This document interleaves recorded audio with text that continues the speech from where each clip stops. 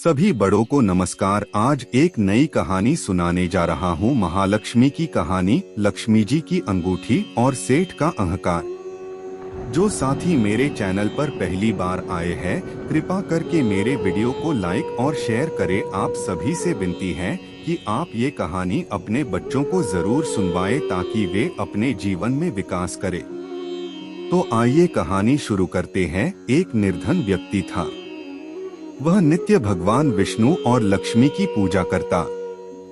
एक बार दीपावली के दिन भगवती लक्ष्मी की श्रद्धा भक्ति से पूजा अर्चना की। कहते हैं उसकी आराधना से लक्ष्मी प्रसन्न हुई। वह उसके सामने प्रकट हुई और उसे एक अंगूठी भेंट देकर अदृश्य हो गई। अंगूठी सामान्य नहीं थी।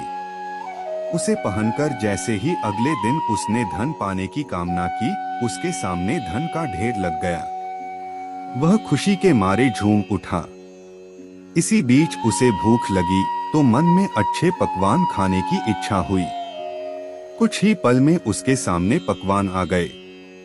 अंगूठी का चमत्कार मालूम पड़ते ही उसने अपने लिए आलीशान बंगला, नौकर चाकर आदि तमाम सुविधाएं प्राप्त कर ली।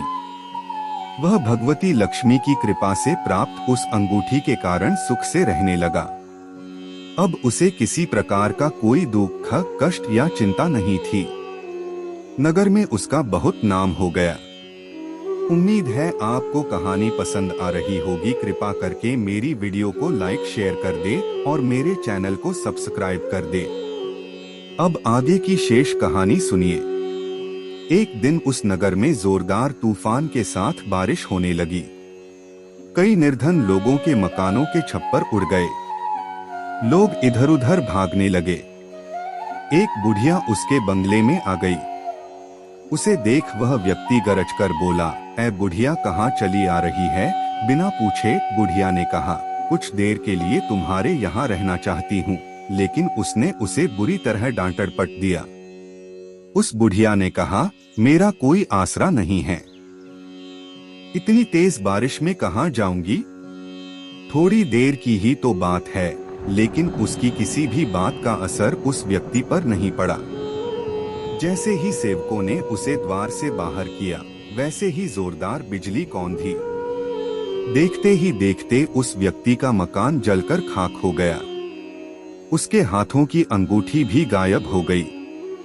सारा वैभव पल भर में राख के ढेर में बदल गया। उसने आंख खोलकर जब देखा तो सामने लक्ष्मी जी थीं, जो बुढ़िया कुछ देर पहले उसके सामने दीनहीन होकर गिड़गिड़ा रही थीं, वही अब लक्ष्मी जी के रूप में उसके सामने मंद मंद मुस्कुरा रही थीं।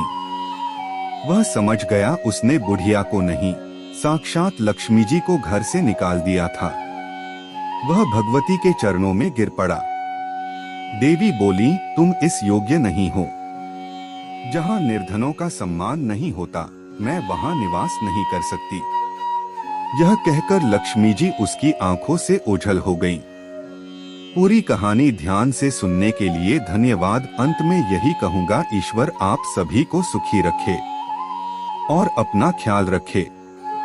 उम्मीद है कि आपको यह कहानी पसंद आई होगी। आपका कोई भी सुझाव है तो मुझे कमेंट में कह सकते हैं। कृपा करके आप मेरे चैनल को सब्सक्राइब करें और मेरी वीडियो को लाइक करें ताकि मुझे धार्मिक वीडियो बनाने का हौसला मिलता रहे और आप सबका प्यार भी मिलता रहे। कृपा मेरे चैनल को सब्सक्राइब करें।